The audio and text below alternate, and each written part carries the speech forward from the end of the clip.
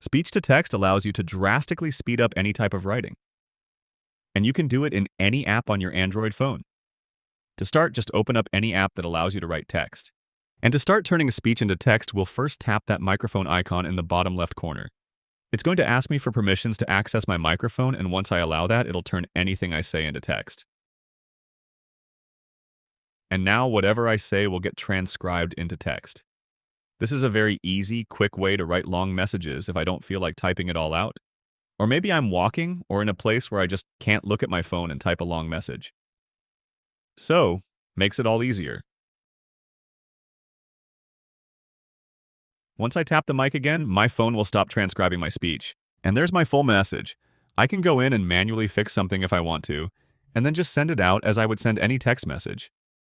The spelling isn't always perfect, but if you speak clearly and at a natural pace, it's usually pretty close.